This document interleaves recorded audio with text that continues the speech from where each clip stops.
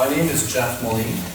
I'm the chair of the CPA's Qualifications Committee, and so for the past 2 years, I've had the privilege of assisting staff at the CPA to review experience of applicants that apply for CPA licenses and make recommendations.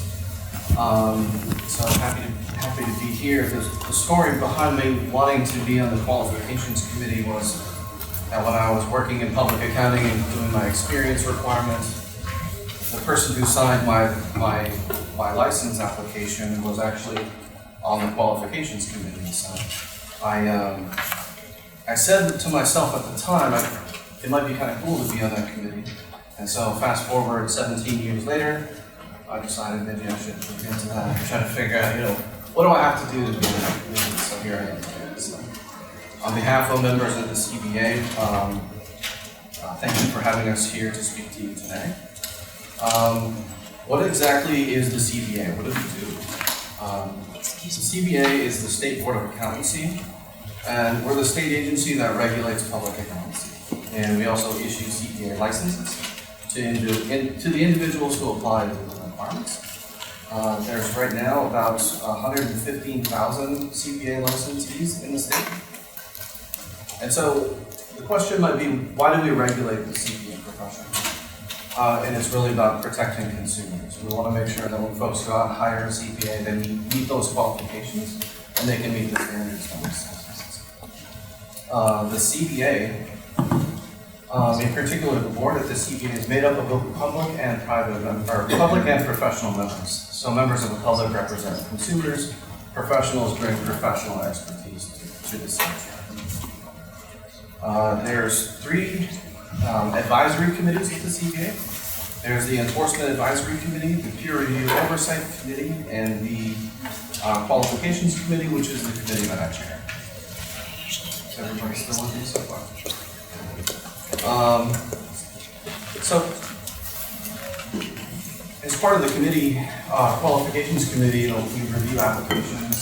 Sometimes we provide advice to staff on applications. And so there's a lot of work that staff do at the CPA to make sure that all the applications that come through meet the requirements and everybody's in good state. Once you go through the licensing process with the CPA, and you get your CPA license, the relationship that you have with the CPA doesn't end. So there's ongoing continuing professional education and those types of ongoing requirements to make sure licensees in the state of California stay up to speed on things like new accounting pronouncements, new tax pronouncements, all those types of things. So the CPA is part of that with the license renewal process as well. What's the value of a CPA license? There's really a handful, but the biggest one I think that applies to all of you today is really career development. There's a lot of opportunities out there. In my professional life, I work for an organization called New Housing, and we're an organization that develops affordable housing. And we've got about 11,000 units and 150 different operating properties, all of which get audits. And then we do a consolidated audit where we roll up into about $3 million of real estate. And we really like to hire accountants that have audit experience, tax experience, all those types of things. And there's a really big demand out there for experienced auditors, experienced tax professionals. So there's a lot of career paths out there for folks who want to get a CPA license and a license. That I think is one of the biggest benefits. There's also the prestige of being a CPA. When you go to the job market, a lot of times you'll see controller jobs or CFO jobs, and a lot of them say CPA in the market. So having that CPA license puts you in that category and helps you get those jobs. And those are really important things. So that kind of concludes what I wanted to talk about here today. I'm going to turn it over to the staff with the CPA. David Henko, and we'll talk more about the CPA program. Okay, I'll go ahead.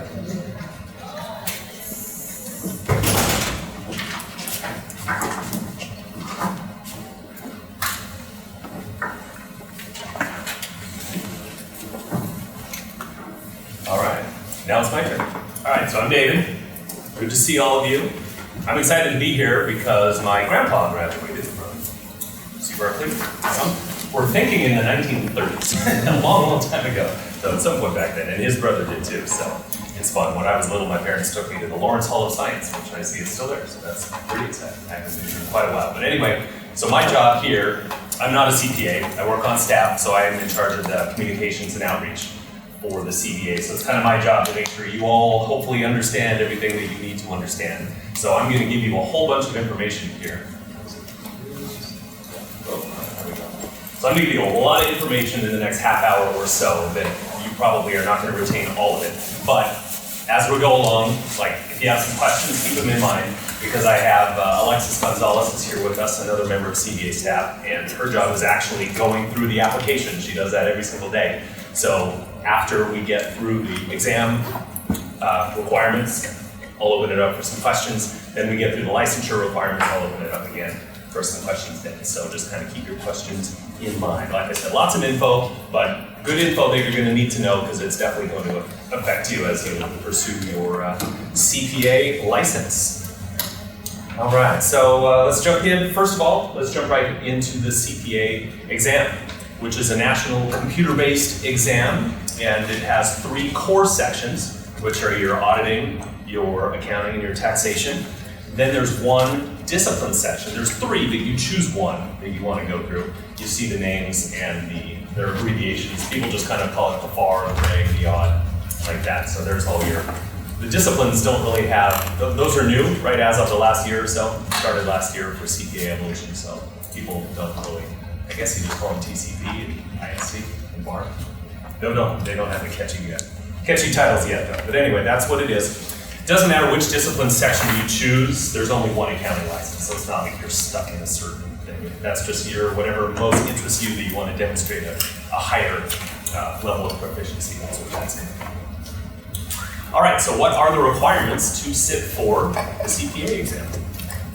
So, bachelor's degree in any field, then 24 semester units in accounting subjects, 24 semester units in business-related subjects. And the cool thing is there's a lot of flexibility about when you can apply, so you don't even necessarily need to be done with all of that yet. In order to apply for the CPA exam, you do need to be essentially within your last semester. So you have to be within 180 days of completing all of that. And that's called the early entry option.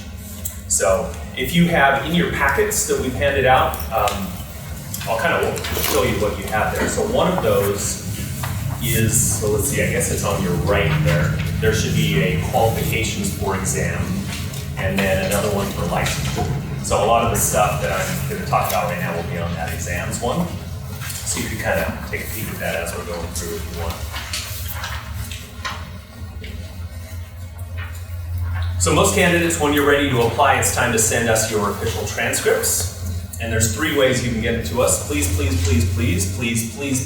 electronically. It's just so much better for everyone. Trying to reduce paper. You have no idea what Alexis can tell you. We have just rooms full of applications all the way back for like 70 years. It's like, thankfully we're moving on in the digital age. We're a little slow on one thing that you're going to find out about in a second. But for the most part, you can do most of it electronically at this point. So have it emailed to us through a CPA approved provider, and that list is on our website. And we have a dedicated email address for that, which is cpatranscripts@cpa.ca.gov. Your other options would be to have your school mail it directly to us, or you can actually obtain them yourself and mail them to us when you send in your remittance form possibly. But if you do it that way, just make sure it's got to be official, right, sealed, stamped, whatever, all that stuff. If it's open, then it's not official. Make sure that your degree is conferred on your transcript before it gets sent. Some people get so excited they send it and the degree's not on there yet, and we have to tell them, no, you gotta send it again. So that's a common issue that we find. If you are applying as early entry, there is another document involved that I'll talk about in just a sec. If any of you have taken education outside of the United States, you'll need to have that education evaluated by a CPA-approved credential evaluation service. And that service will provide your evaluation to the CPA. And we have a list of evaluation service providers also on our website. And the address is in the send all that stuff now. Okay, so that's all the stuff to get ready. And now it's time to create your CPA client account. So this account is where you will create your application remittance forms. I'll tell you about those in a sec. Check the status of your exam application and view your scores once you actually start taking the exam.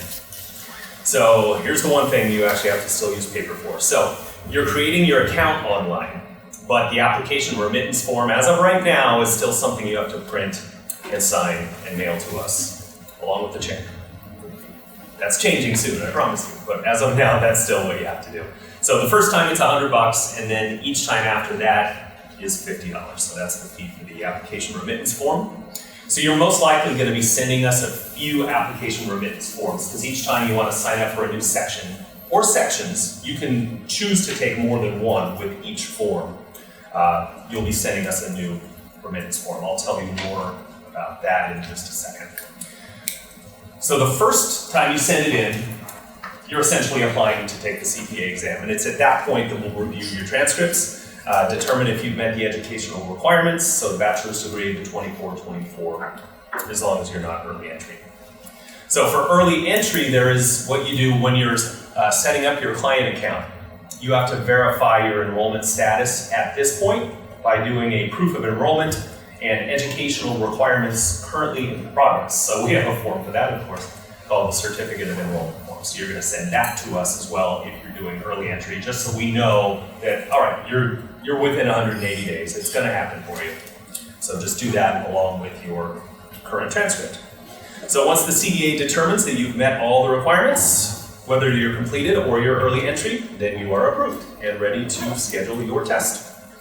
You'll receive a notification by email with instructions on your next steps.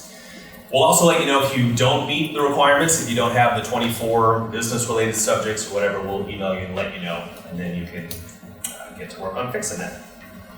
One last note for early entry. So you have 180 days, 6 months, essentially, right, to complete the education, and you have to prove it to us within 240 days. So you have 8 months to actually get your transcripts with the degree converted and everything on there. So from the day you apply, got to be within 180 days of getting it done, and then you've got a total from the day you apply of 240 days, or about 8 months, to get that to us. If you don't, then if you've already taken and passed an exam section, you probably won't get credit for that. And we do not want that to happen, so make sure you get all that to us. Okay, congratulations, you're approved. Now the real fun begins. So when you send us an application remittance form, your client account will be updated to allow you to start selecting your sections, for which sections you want to take. So remember, the exam, 3 core sections, 1 discipline section of your choice, so you're going to have to pass 4 sections eventually. The order you take them, completely up to you. How you want to spread them out, completely up to you.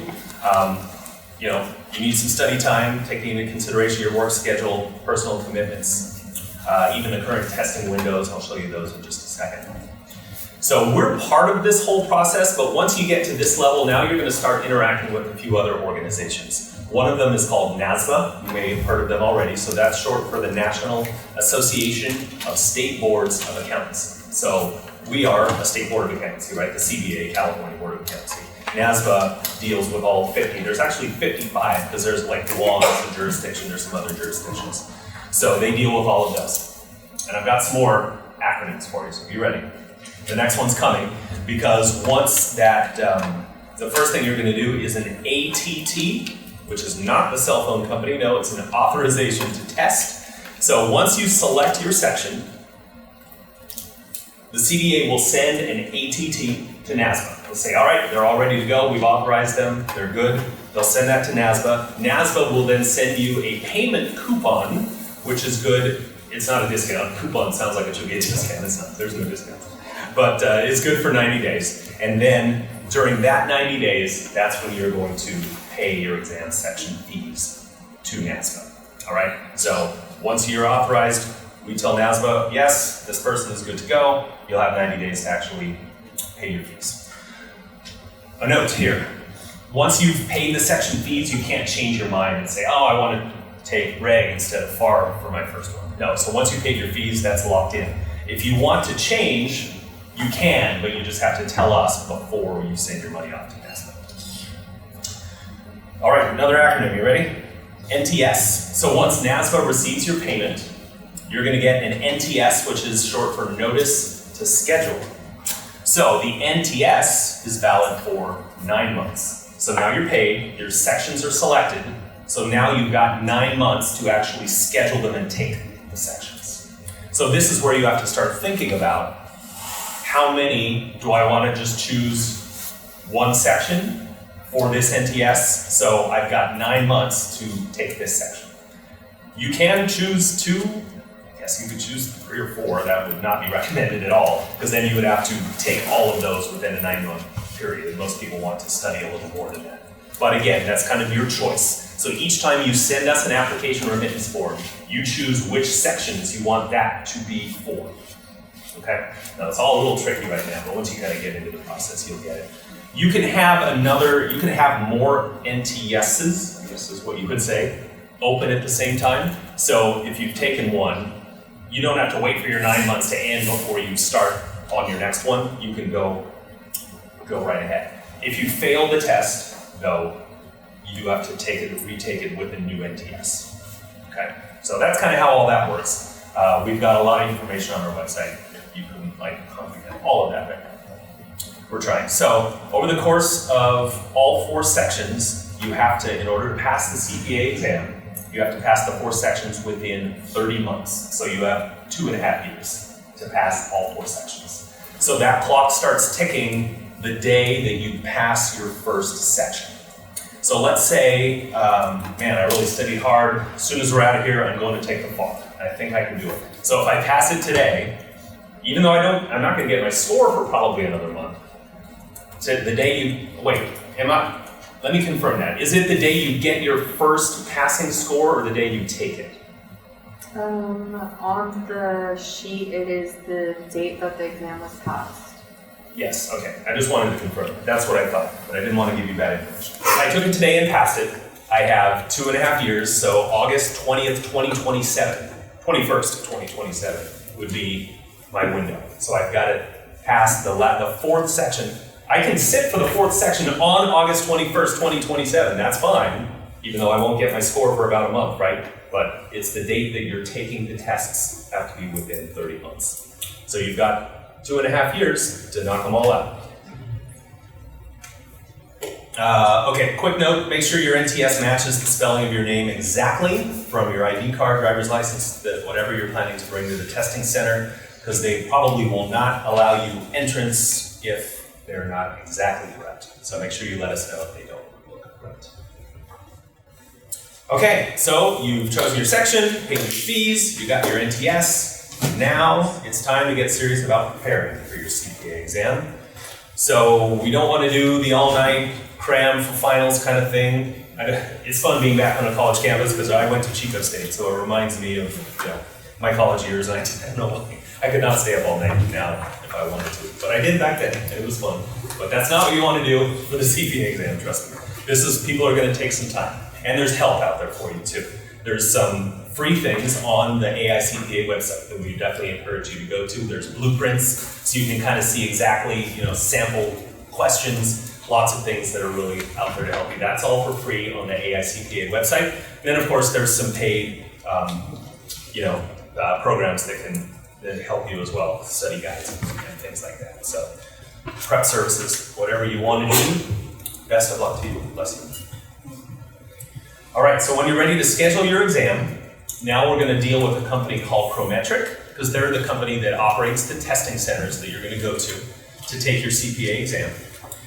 You can schedule it. They have an online scheduling tool. You can do it over the phone. They're open 6 days a week usually. We always encourage you to schedule as early as possible, especially as we're coming close to the end.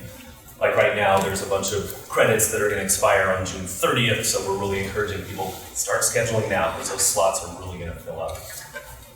We allow you to test in any Prometric location, anywhere in the US, District of Columbia, Virgin Islands, Puerto Rico, or Guam. So there you go. Once your exam is scheduled, it makes sense, get there early. Get there half an hour early, at least 30, 45 minutes. Make sure you can find parking. You don't want to be stressed on such a big day, right? Make sure you have plenty of time to check in and get there. Bring that paper NTS with you and your valid unexpired ID. And without those, you're not going to be allowed to test. So there you go. Good luck, you can do it.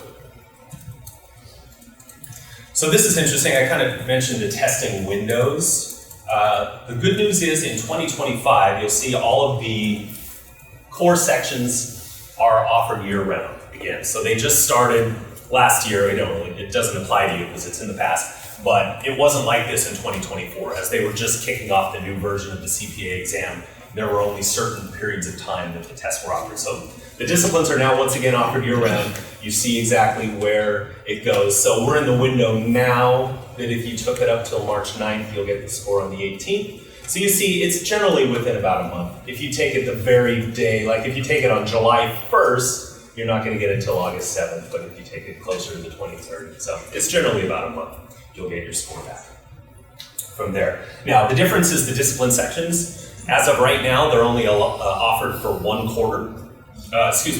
month per quarter. So it was offered in January. It'll be offered again in April. Although I mentioned these credit extensions, so they are actually offering it twice this quarter. So they're also offering it in June, and they're offering it in July and October. So you do have to plan ahead a little more for the disciplines, because as of right now, they're only offered for 1 month at a time, and then there's 2 months off. I'm not sure if that'll be changing down the road or not, but it might be. Okay, so just a little so you can see how interactive and involved everything is. So Prometric sends your test scores, your test answers, so your score data. I should stop saying score. Your test data to AICPA. AICPA grades it, gives you a score. They send your score to NASBA. NASBA then puts it into their computer and distributes it out to whatever state you're from. So that's when the CPA gets it. So it zips through a lot of things. And then when we get it, it's basically our computers talk to each other. So it just automatically posts into your client account, usually that night. So if the next one's coming March 18th, it's usually the night of March 18th going into the 19th. It usually happens overnight. So that's when you can expect your scores. Every now and then you might get lucky and get it a little early, but that's usually about how it works. So your scores will be in your client account. We can't release them email or telephone, so it'll be in your client account. Do you know what score you have to get to pass? No. Solid 75. So, yeah, it's not an ABC thing. But some people, they actually put out, there's some great award you can get if you get 95 or higher on all 4 sections, and that is extremely rare, extremely rare. So you'll be thrilled to get your 75. I'm sure you're all getting straight A's here, though. So anyway, 75 is the score. So good job, you passed, all good. So now your client account will say credit next to that. So your goal is to have it say credit 4 times for all the 4 sections. So you need those 4 within the 30 months. If one of your exam credits expires prior to passing all 4, then you need to retake that first one, and then your 30-month then moves to when your next one was taken, right? And now you've got another kind of 30 months. So good luck. Once you pass all 4 sections, that's forever. That'll never go away. There's no deadline to apply for your CPA license. Like you have to apply for your license within 12 months of that. So once you do that, you can do what you need to do, get your experience, any of that. So once you pass the exam, you are always past the exam. So good job. So at that point, we'll send you a congratulatory letter with info on your next steps to begin working on obtaining your CPA license. All right. So that's it. That was easy. All right. So that's all the examination stuff. I'll stop now and open it up for some questions. If you have questions about any of that we just discussed, and Alexis will help me out with some questions. So questions about any of that? Yeah. Even though this is through the California Board of Accountancy, is your CPA license valid across the United States? Yes. Do you want to? Yeah. So you actually, Okay, if you would like to get licensed in another state, what you would want to do is submit an authorization for the release of CPA records, and that'll allow you to release your exam scores, your license information, all the information they could possibly need, and we would send it to them, and then you would apply with them depending on what their actual requirements are for licensure in their state, if they acknowledge reciprocity or not, because some states do and some states don't. You would just want to follow up with them, and you can get your license transferred, and you can keep your license here active, or you can do with it what you please at that point. Yeah, and mobility, though, mostly, most states will allow, it's a little different, like she said, in every state, but generally you don't need, I mean, if you're gonna move to another state, you probably want to get the license there, but if, you know, with so much being online, if you're working for a firm and handling maybe clients that are outside of the state, what they call mobility is, with practice privilege, most states allow you to do that. So you don't need to be licensed in every single state you might eventually have a client in.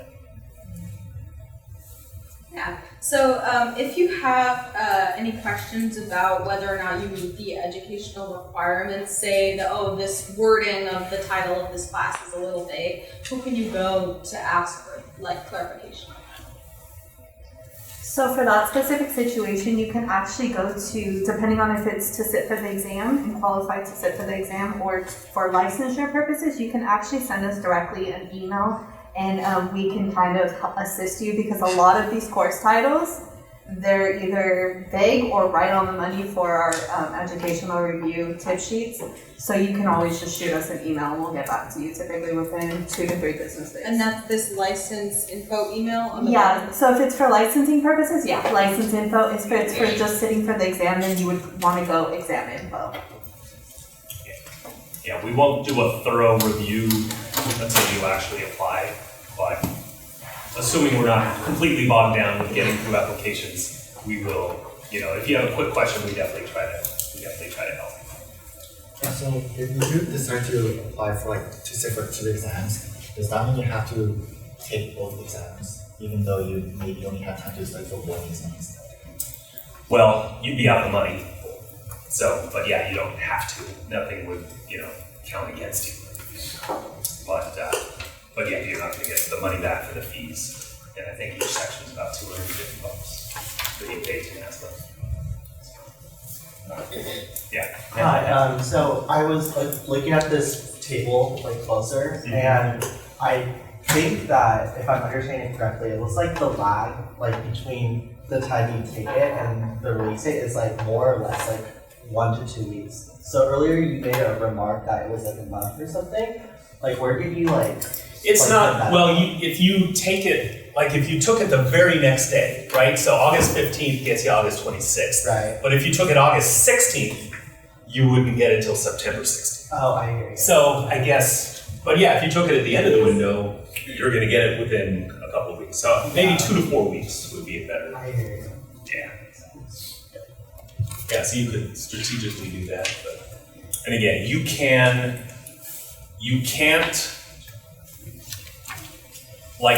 it's kind of funny, but if you go into a test, you're like, man, I bombed. I know I didn't pass that. You can't reschedule it again until you officially get your score. But once you get your score, go. You're off and running. So, all right, we'll go you, then go. How long does the application approval take? What do you recommend we apply, given when we want to take our first exam? We guarantee 30 days. And we post, actually every Friday, we post a calendar on our website, or actually a calendar on social media, and then we have it on our website that gives you the current turnaround time. So right now it's about 3 weeks for the first time, but once you're approved, then when you're sending in your other remittance forms, it's just essentially how quickly we can just, cash your check essentially. So that should take less than a week. Yeah. But the first one, as of right now, is about 3 weeks. Yeah, so you and then you. So provided we are all on track with our educational requirements and graduating, the soonest we can begin to sit for these exams is 180 days before we're done with our schooling? You can sit, once you're approved, you can sit. So you can apply, like we said, essentially your last semester. If you're graduating in the spring, you could apply right now, and as soon as you're approved, go. You could take the exam before you even graduate if you really wanted to. That sounds like a lot of work. It's up to you. But yeah, so just within 180 days of completing it. But yeah, once you're approved, you're ready to go. Yeah. Now let's get to her, and then we'll come back to you. If we take a test, and you said that it might take a month for the results to come back, should we be studying for the same test within that month, just in case we don't pass, or should we move on to the next one? Mr. Moline, do you have any experience with, did you pass all yours out of the gate? I passed all mine on the first 3 out the gate. And I think it depends on the person. When I passed those first 3, I left the testing center, I knew I passed, so I wasn't worried about it. That last one was financial, I think it was the FAR section. And I knew the first 2 times I took it, I failed. So I just went ahead and started studying again. But it's a good question. It's a question that I think a lot of students grapple with. Like, should I move on with the next section or should I go back? Personally, I would move on to the next section. So you can go back and take that section or change your study plan or whatever. But for me personally, I would go on to the next section. Good real world advice, I think. All right, thank you. Me? Yes. Yeah, so to piggyback off of his comment, Sean's comment back there. So yeah, like you said, you can sit 6 months ahead of time if you are meeting the requirements, like as in the early category. Yeah. But like you said that we need to mail in our application, right? And like, mailing nowadays, like you can't really predict when that'll get there. So like when we mail it like a month in advance, and then if it gets there like, 6.5 months in advance to you guys, like what would you do with that? Well, it would be the day, is it the day we receive it or the day we approve it? For what? For the 180 days for early entry? I don't know. That's a good question. Deep question. I think it's receiving, would be my guess. So I would just make sure that, I wouldn't do it 6.5 months. I think I would make sure that you're going to be within, So once so like if graduation's in May, that takes you back to November, right? So maybe I just wait a week or 2.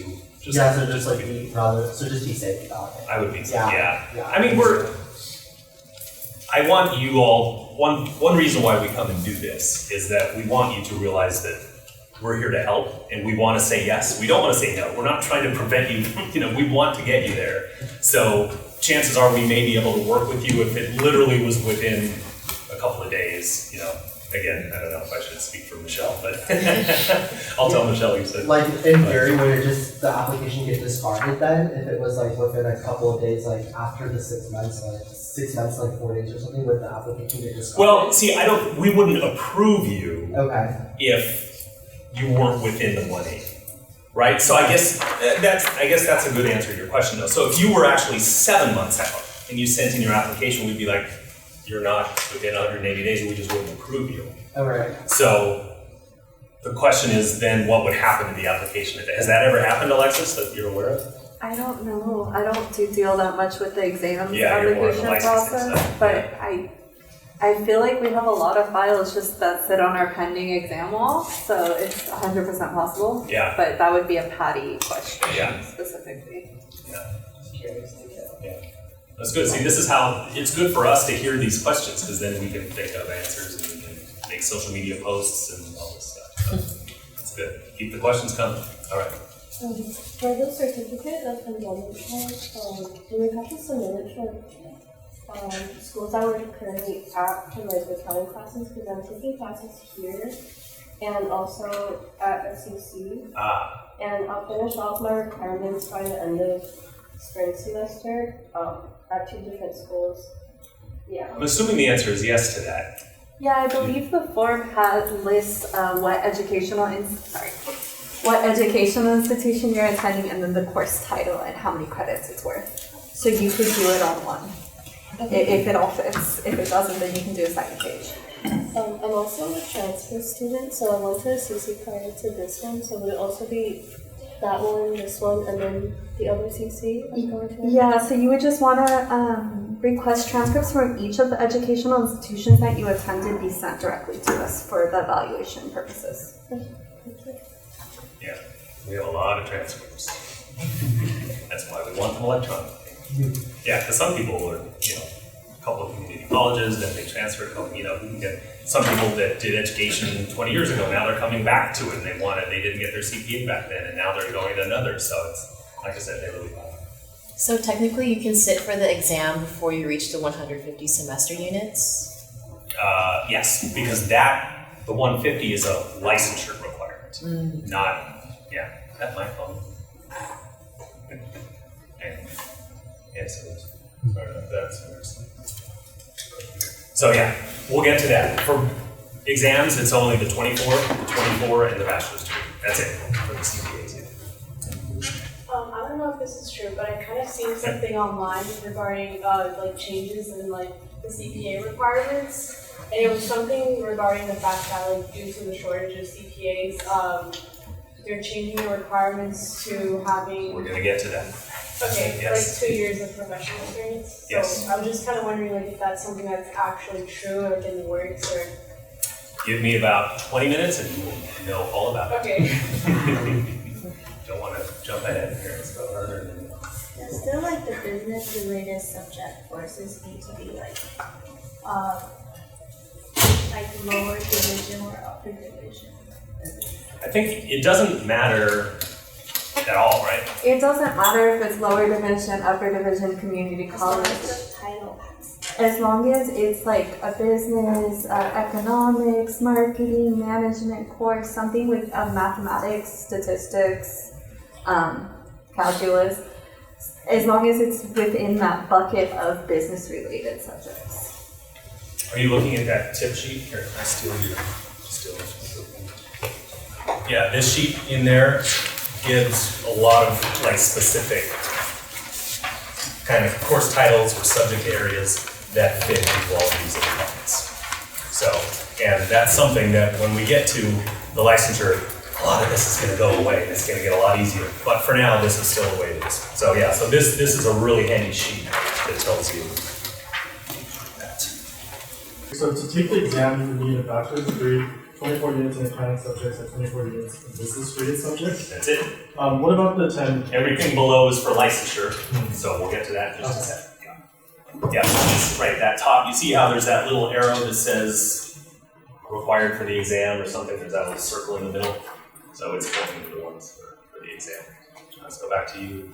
It says internships can satisfy some accounting or business related subjects.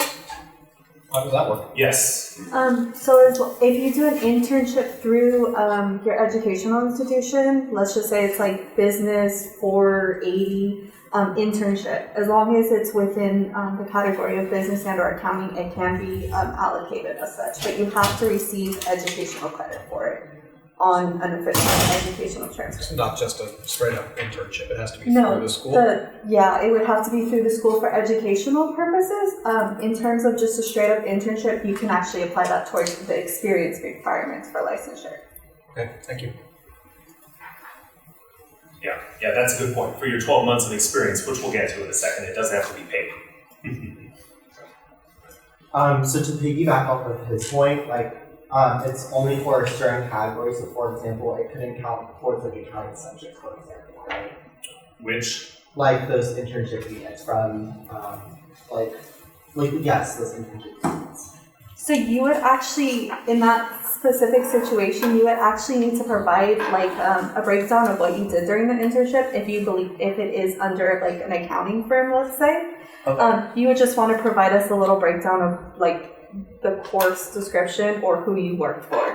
Typically, those types of courses will come with at the end with a document that states like the learning objectives and then a sign off by somebody who is working at that accounting firm and or entity.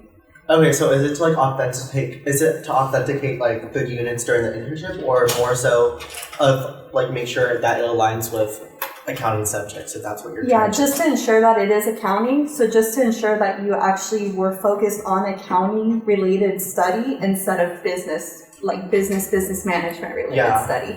So we would just want to, typically you'll get a document, or the university or institution will provide you with a document that kind of gives a rundown of what the internship was about. So there's not a document that you guys provide that we need to fill out? No, not for that one.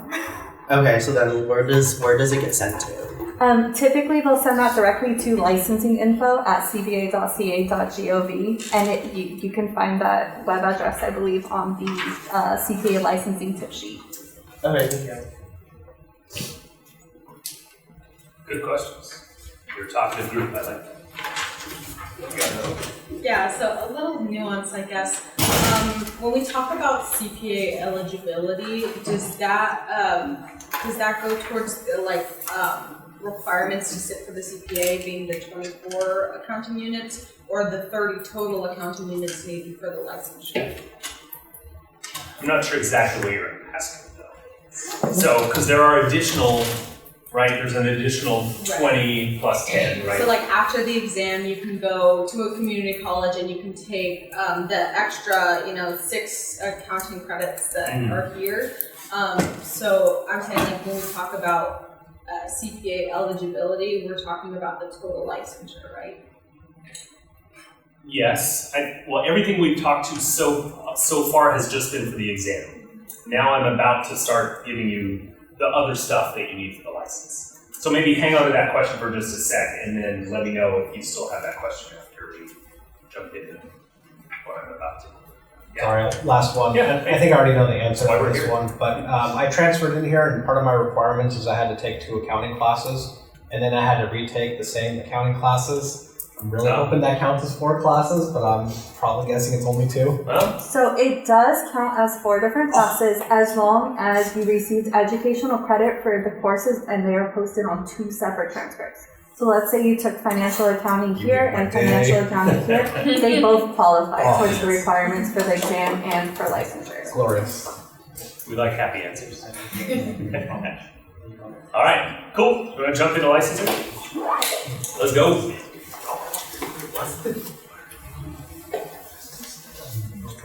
Okay, so for licensing, we don't have to deal with all of these acronyms. All we need to remember is one letter, the letter E. So it's a little easier. So, because we can categorize the 3 main sets of requirements for licensure with the letter E. So we've got examination.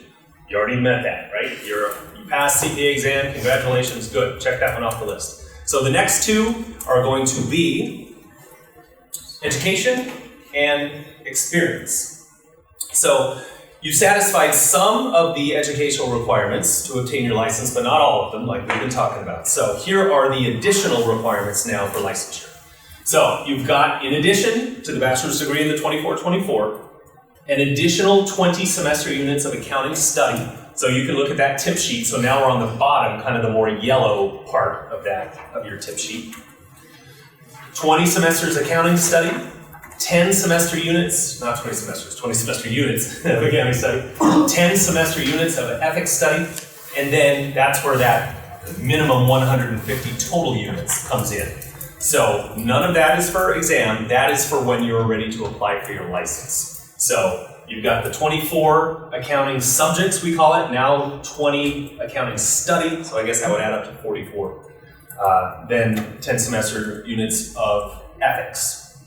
So all of that is how, so if you add those up, the 24, 24, 20, and 10, that's only about half of your total of 150. So all the rest of the 150, totally up to you. You want to load up on ballroom dancing, go for it, but just you gotta get, probably not recommended. Fun though. That'll get you to your 150. Okay, so let's talk about experience. So you have to complete 1 year of general accounting experience under the supervision of an actively licensed CPA. So they can't have gone inactive, retired, they have to be active and their license has to be valid. So make sure you let your employer know going in that you're planning on being a CPA. You are going to want them to sign off on your experience so nothing weird happens. Because we get the sad story, they thought that their supervisor was, and somehow the supervisor let their, they didn't renew, they went inactive or something, didn't tell the employee, and then they're like, hey, I'm done with my 12 months, and so we won't accept it. So you want to make sure you have that conversation right at the very beginning. The 12 months does not have to be consecutive. It can be broken up into a couple of different chunks if need be, but just make sure that CPA is actively licensed the entire time. So completion of a general accounting experience requirement will allow you to perform all the services of a CPA except for signing reports on attest engagements. So those attest service, right, audits, reviews of financial statements, examinations of prospective financial information. So as a general licensee, you can participate in all of that, but you just can't sign off on the final report. So if you want to do that, you have to have what we call attest experience or attest authority. And to get that and the ability to sign reports, you need to complete a minimum of 500 hours specifically with attest duties. And that has to be under the supervision of a CPA also licensed with that attest authority. Got it? So 500 hours, which generally, from what I hear, happens pretty easily during the 12 months. But that's, you just have to have that documented. And then you can have the license. If you do our license lookup, it'll have a little A next to it, so you have the attest authority that goes with it. So those are the three: examination, education, experience. The 3 E's. We also have a video that we made up on the website that kind of explains all of that too. So we've got a lot of good stuff. I'll talk about our website in a little bit. So once you've satisfied the 3 E's, you're almost there. Just one more thing you have to do to get your license. That's submitting fingerprints. So we actually do a criminal history background check on you. Make sure you haven't done anything really, really bad. Little stuff is probably okay. If you got a ticket, you're okay. Authorization and information on how to complete this, we'll send it to you once we receive your application. All right, so how do you submit your CPA application to us? This one is entirely online. So you can submit your application, upload your supporting documents like experience forms, other things like that, pay the application processing fee with a credit card, and you can also choose to pay your initial license fee right then too, which will save you a little time on the back end. If you have any questions about the fees, we have a page that lists all of them on our website. So when submitting your application, you need to give us an email address so we can notify you quickly if there's anything you need to complete your file. Staff will review the application and notify you of the outcome. And like I said, 30 days is the time frame that we say. That's always our goal. Right now, we're right around there, maybe just slightly under. So it takes about a month to get fully approved. And like I said, every Friday we do post our, we call them the processing date calendars. There's little stars for the date that we're approved up until. So you can check that. Definitely once you get into that process, you'll be anxiously awaiting that Friday update every week. So at that point, we'll either provide you with an approval notification, congratulations, or a pre-approval notification with instructions to submit your initial license fee if you didn't pay it earlier. So essentially, you get licensed every 2 years. You have to renew every 2 years. So there's a fee for every 2 years. So the first time, when your first license fee, that's essentially what you're paying for that. Okay, if you're missing something, maybe you didn't quite get the whole 20, that's not fair. But if you didn't quite get the whole 20, we'll let you know, say, hey, sorry, you got 3 more units here, or you got a couple more ethics units. Then you've got 12 months to resolve the deficiency, and then you'll be all set. Okay, all right, so here we go with the potential exciting changes that could and probably will, depending on where you are in your pathway, affect your journey to becoming a CPA. So the CPA has been working on something, we call it the SURE CPA project. So that stands for Students Understanding the Requirements to be a CPA. So there we go, SURE CPA. So we've been working on that for about 2 years now with the goal of clarifying the licensure requirements. It kind of started as a simpler project, like we were just gonna maybe freshen up some of our resources and maybe how we, taking your transcripts, like how can we just make this more efficient? And it's really, at the same time, all these conversations have been happening at a national level about maybe moving away from the 150 total units. So now this project has turned into legislation. So, like Mr. Moline mentioned earlier in this presentation, all the rules of how we operate is all in state law. So there isn't a whole lot of like judgment calls, like it's in the law. This is what we have to do. Licensure requirements, all that is literally in the law. So in order to change them, we have to get a member of the legislature to introduce a new bill that includes all the changes you want to make.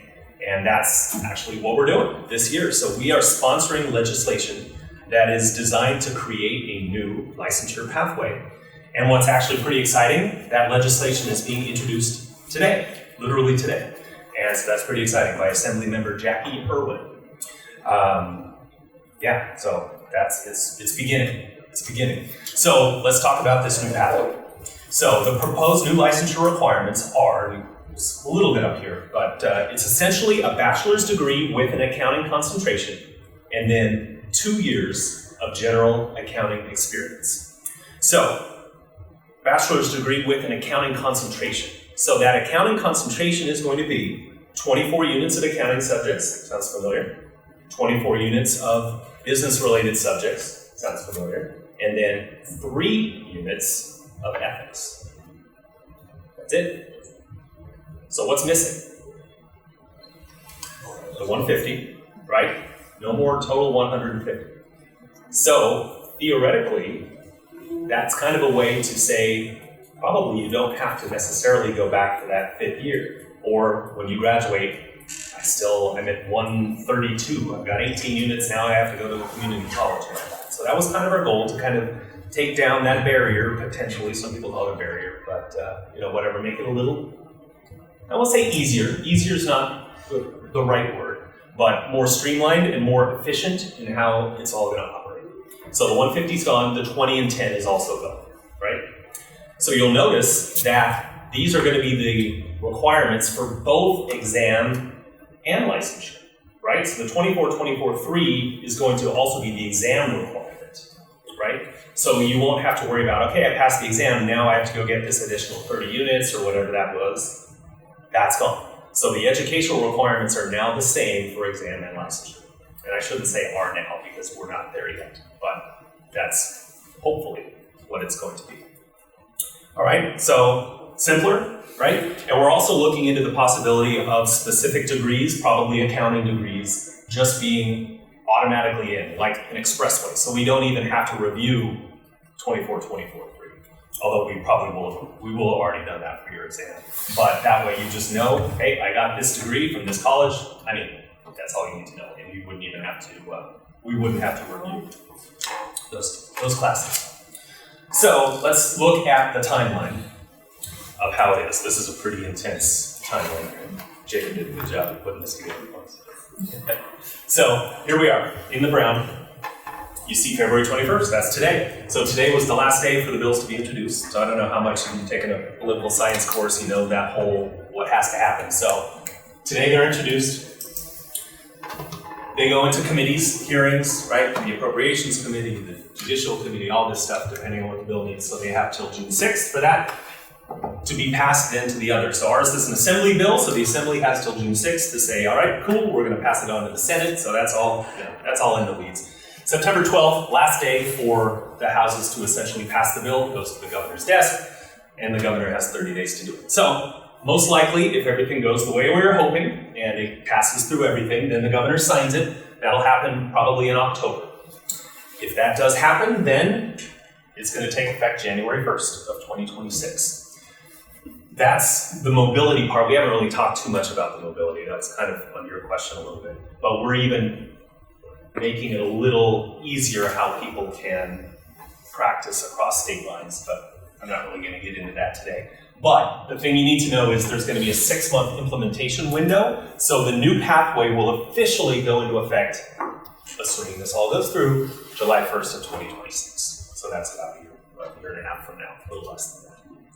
So that 6 months kind of gives us time to get the word out, make sure everybody knows. Because if you're going through the process, Alexis and I were talking about this earlier, now all of a sudden, wait, I'm going to need 2 years of experience instead of 1, but now I don't need to go back to school, so there's a lot of thinking that's going to have to go through, and just kind of allow students time to figure that all out. And then you can still apply the old way. We're calling that now the legacy pathway here in the brown, and that goes through the end of 2028. So you'll still have a few years if you want to go through with 150 and the 1 year of experience. We'll accept that all the way through the end of 2028. So that's what's hopefully going to happen. So again, things can change. A lot can go wrong during the legislative process, but hopefully everyone seems to be on board so far. So, all right. So I'm going to pause again here, and we can talk about this. We can talk about licensure the way it currently is. More questions? Fire. Two questions. What do you think the chances are that licensure passes or opposition? I mean, I don't think there's going to be opposition. The only thing we really, like some of these,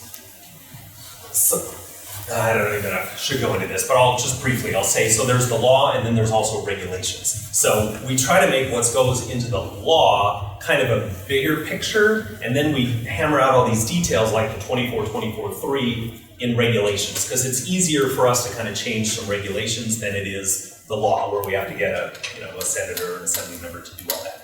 So the regulations are what we're going to be dealing with a lot this year. So at our January CBA meeting, that's when we finalize the 24, and 3. And there's going to be other of these regulations, like specifically when I talked about how some degrees will just get the automatic expressway, and so we're going to kind of figure out what that means. We're talking about some, like going to community colleges, you can get certificates. Maybe that will count towards part of your 2 years of experience. Master's degree potentially will count towards 1 year of experience. So you still can go and get the master's degree and probably only need 1 year. But a lot of that is all that stuff that's still kind of to be determined. But I don't know, I think it's gonna happen. And you also talk about like mobility. Is this, because everything is subject to state law, is this something that's happening nationwide or is it California specific? Good question. So the reason why we feel comfortable to be doing this is because all of this has been bubbling on a national level. And part of what we did, we have a webpage that's going to go live next week with a lot, if you're interested in everything we did to get to this point. We had a lot of meetings with a lot of university faculty from around the state. And we even met with the heads, the executive directors of a lot of the other state boards of accountancy.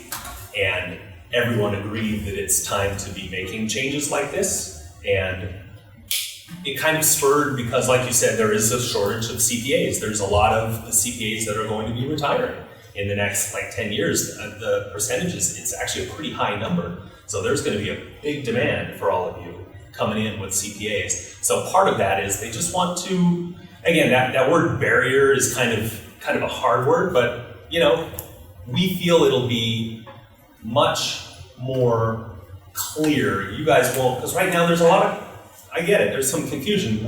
Does this course going to count for my 20, this, or will it be in the 24, there's a lot of that uncertainty right now that we're hoping that this new pathway will make it just a lot easier, and people will be a lot more confident going through their education and stick through it and go all the way to becoming a CPA. Yeah. All right, a lot of hands are on it. So. Do the 12 months or the 2 years need to be done consecutively? No. Yeah, that could be broken up. And again, it doesn't have to be paid. It could be an internship. Yeah, just as long as you're getting the experience. So say you passed your first CPA exam in January 2026. So I see that the current, under the current legacy pathway, by the way. So I see that the current legacy pathway stops. Oh, it stops, sorry, let me rephrase that. Say you pass your first CPA exam in January 2027, and then the legacy pathway stops it at the end of 2028, but technically there should be a 2.5 year window. So this has nothing to do with the exam. Okay. Right, the exam nothing is changing with the exam. Okay. Right, everything I talked about with the exam is going to stay the same. Okay. Right, this is only you applying for licensure. Yeah. Yeah, the only thing that's going to change with the exam is that it's going to be online soon. And you won't have to mail us checks. So, but yeah, all of that is going to change. Or all of that is not going to change. I guess the one thing that would change is now there's going to be 3 units of ethics required for the exam, right? Because the 24-24-3 is going to be a universal education requirement. Yeah. So yeah, don't let this scare you. Because you're probably not going to be dealing with a legacy path. You're going to be dealing with I have 2 quick questions. Do you know of a resource that can work with us individually to go through our transcripts to see what qualifies and what doesn't? I'm here.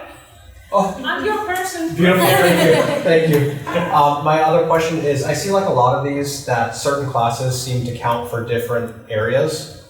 Can you use those 1 classes to satisfy those different areas? I should come up to the front. I'm so sorry, excuse me. So everybody can hear me. Is your mic on too? No. Okay. Testing. It's working. Okay.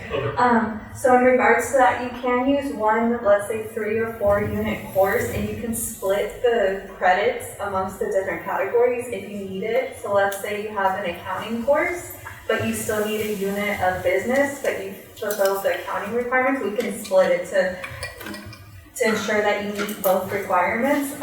We err on the side of the applicant. So we will split courses until we're blue in the face if we have to. Thank you. Yeah. We want to get you there.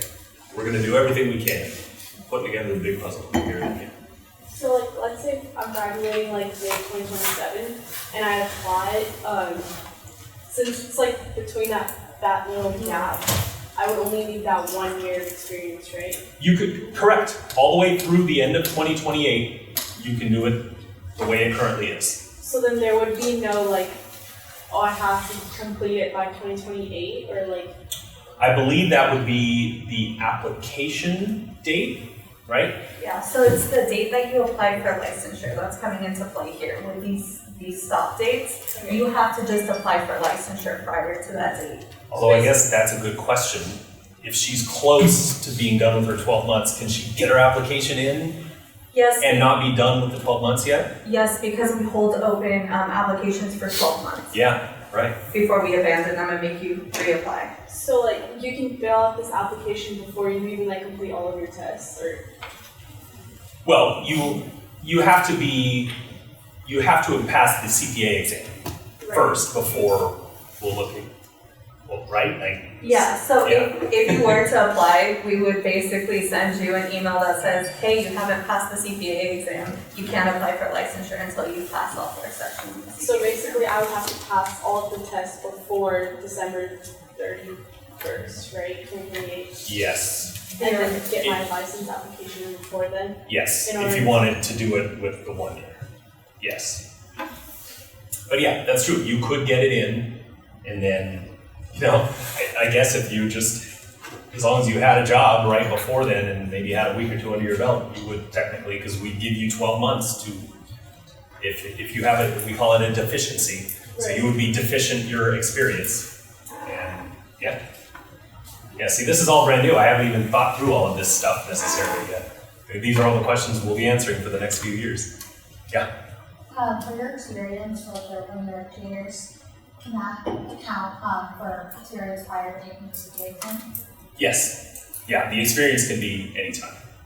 Yeah.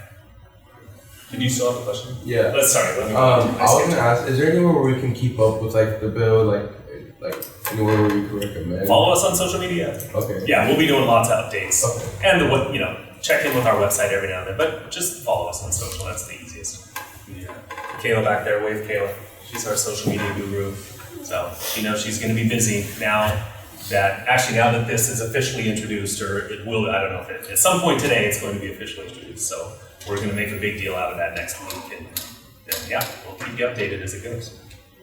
Yeah, that's those of us on the outreach team. We're going to be busy because we want to make sure, because this is a huge change, and we want to make sure everybody knows, because we can't come and talk to everyone in the whole state. I'd like to. I don't have time. Let's go to you, Lindsay. For the 150, sorry, and going back to the 150 units, do transfer units count? Because I know that the university counts transfer units from like high school AP exam and such. So does that count to 150 units? I think as long as it's on the transcript. Yeah, so as long as it's posted to your university or college transcript, then we will count those courses, regardless of if it's CLEP, AP. When you apply for your license, should your experience be in progress, or could it be in progress, or completed?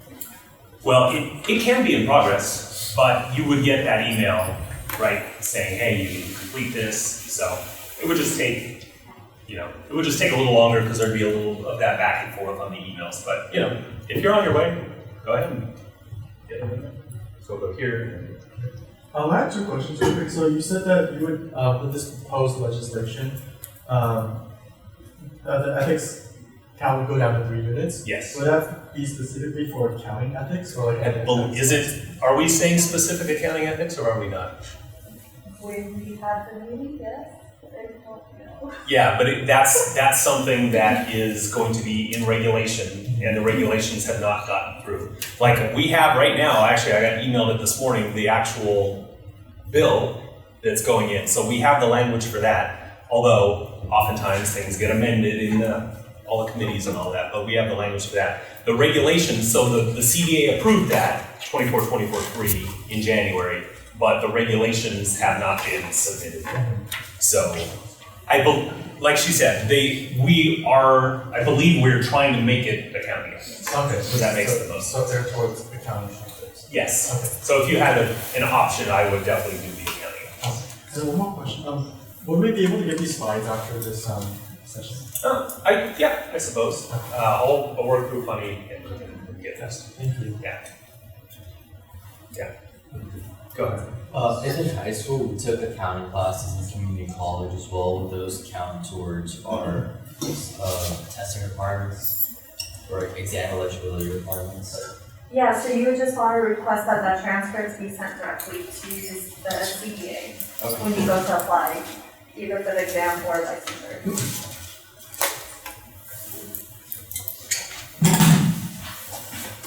Cool. Any more?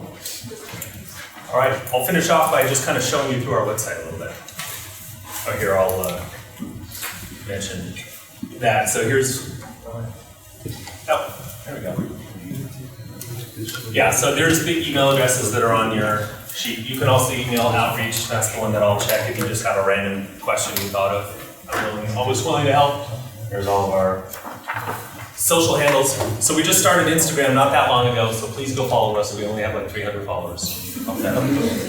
So Instagram, we're _ CBA. But yeah, you might even see yourselves on it today. So yeah, but we'll do a really good job of getting stuff out. Yeah, help us out. We got like 7,000 on LinkedIn. So here's our current president, Yen Tu, our vice president, Christian Lana, and our secretary treasurer is Doug Aguilera. So the board is made up of 15 members, right? So and those are 3 that we call our leadership team. All right, so I'm going to zip to the website real quick to just kind of walk you through that.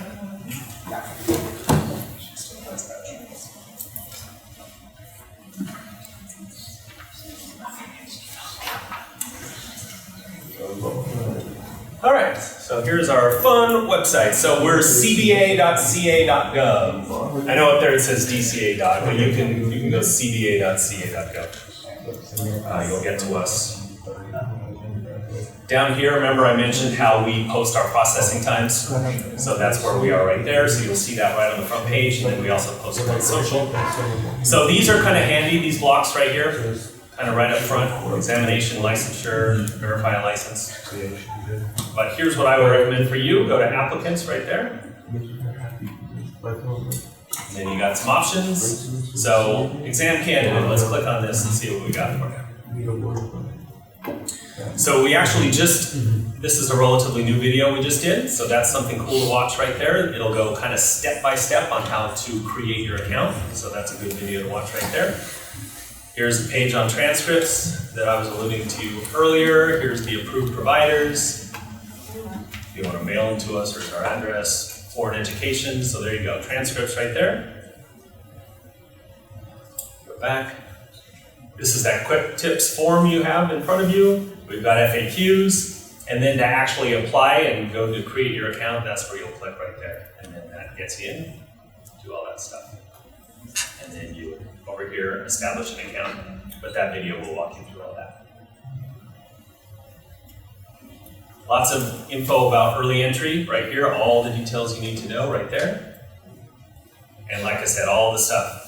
NASBA, all that stuff I was talking about, a lot of that is down there. Okay, let's go to applicants, then we can go to licensure applicant. There's more good stuff here.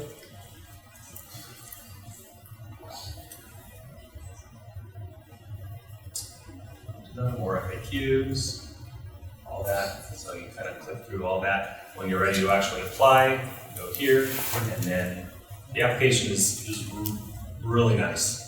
Online application, you can, like I said, upload your stuff, pay with your credit card right here. You just kind of tell us what type of application you just click through. So yeah, the online application for licensure is pretty good. And lots of other stuff there. If you ever want to see outreach, a lot of our videos are right here. Outreach events, in a couple of weeks, this event will be posted right in the end. We do some podcasts, we do Every few months, we have an update newsletter. That's just lots of information, so you can see all of that. Lots of stuff for you on there. If anyone is military, we have expedited licensure for military and also for refugee, asylee, or special immigrant visa holders. And we have a dedicated staff member that can help for just these individuals. That's wonderful.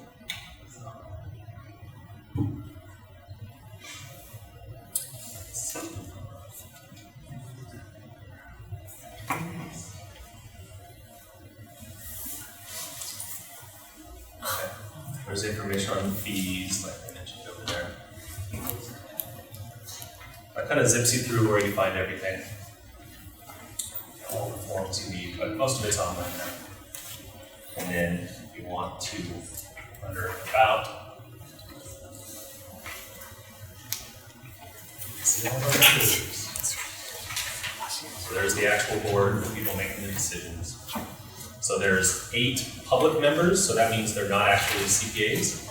And then there's 7 CPAs. So out of the 15, there's actually a slight public majority because, like Mr. Levine said, protecting the public, we want to make sure that all of you, when you become CPAs, are the best of the best. You work hard to get that CPA. And we want to make sure that if there's people out there that are breaking the rules, we're going to go after them. We can revoke licenses, we can do stuff like that. But, to make sure that that CPA title still holds the high value that it does right now. So a lot of all that. All right, we're kind of about done. If anyone has, actually, I want to talk to you. You want to come back up, Mr. Molina? Yeah, sure. If you have any questions about this, he's the one who's actually been through it. That an actual functioning CPA. So you were talking about how you work kind of with affordable housing and all of that. So tell us, like, what's your kind of, I don't know if like a day-to-day kind of thing, but what are you responsible for? I'm responsible really at Eden Housing for all of the accounting that happens.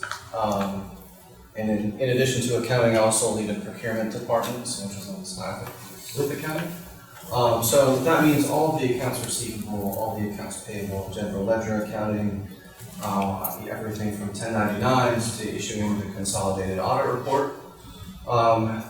This year, actually between January 1st of this year and April 15th, we're gonna do 154 individual entity level audits and a full consolidation with 12 corporate audits and 3 payroll companies.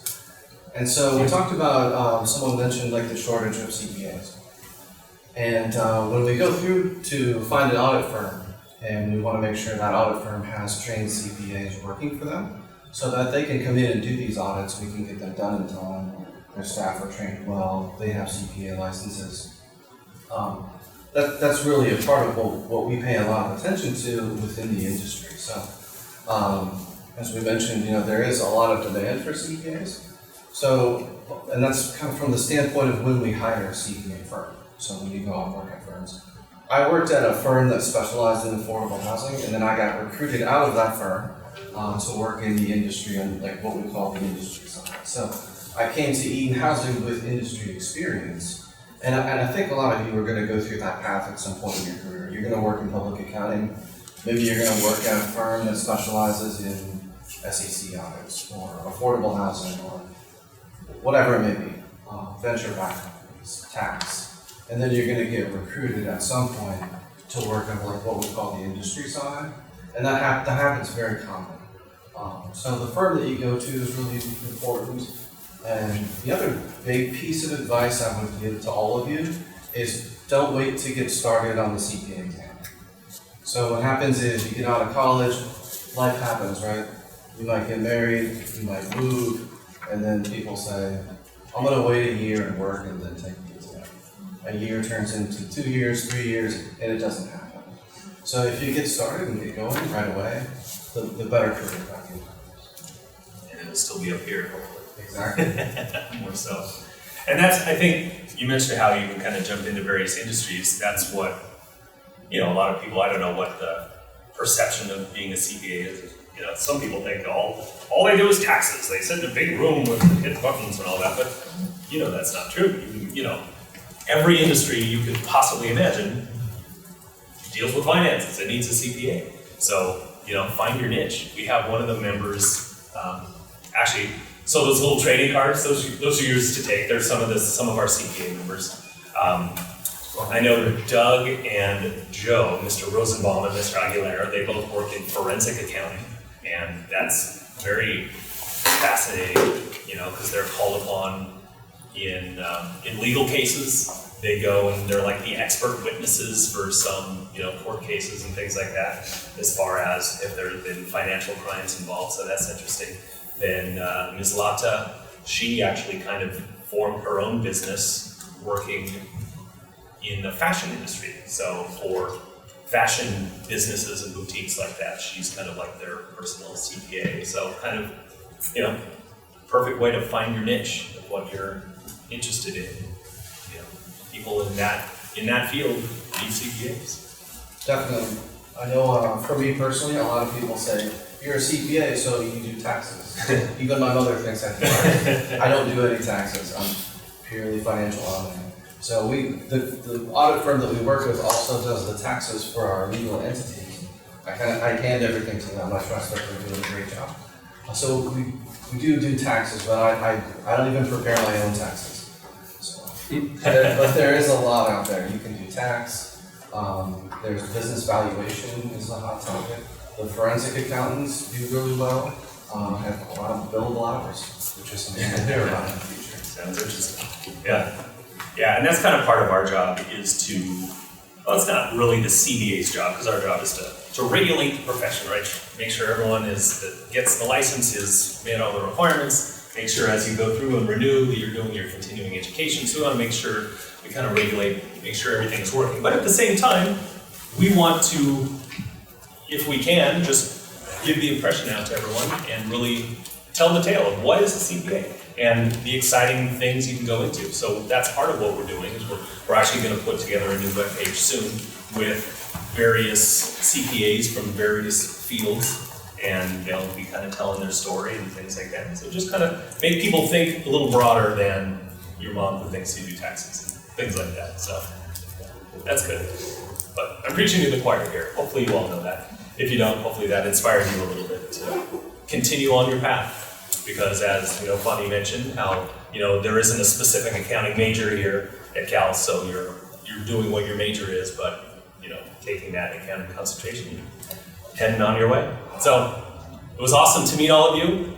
We really value being able to be here, and so that way you see that the CBA isn't some government entity that's here to say no. We want to help you get to where you want to go, and that's our goal. We're always here to help.